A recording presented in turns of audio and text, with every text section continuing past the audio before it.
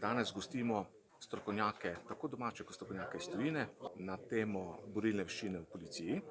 Spregovorili bomo o nekaterih izzivih, ki se pojavljajo na področju izobraževanja in usposabljanja policistov za uporabo borilnih veščin, o pomenu redne vadbe in rednega usposabljanja na tem področju, ki nedvomno vpliva na zakonitost, strokovnost in uspešnost izvedbe policijskih nalog in o podobnih vprašanjih. Jutri bo pa v borilnici potekal tudi revijalni prikaz policijske uporabe borilnih veščin, kjer bodo te veščine prikazali kolegi iz Hrvaške, Madžarske, Italije, na koncu pa bodo prikaz policijske samoobrambe izvedli tudi predstavniki slovenske policije.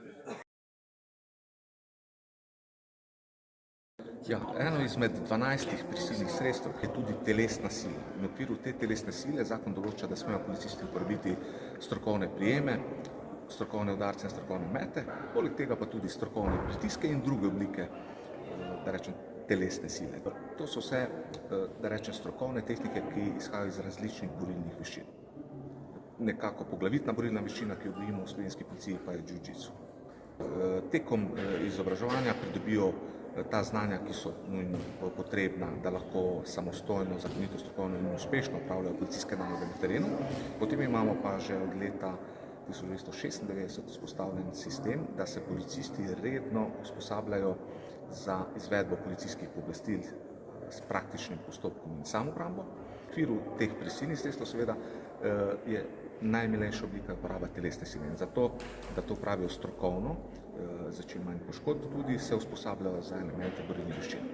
Lahko rečem, da policisti letno opravijo nekaj 100 tisoč teh postopkov, uporabljenih prisilnih sredstev vseh skupaj je pa tam okoli 7000, med 7000 in 7500. Tako da lahko rečemo, da zelo redko posežejo po prisilnih sredstvih, izključno, ko je to res neogibno.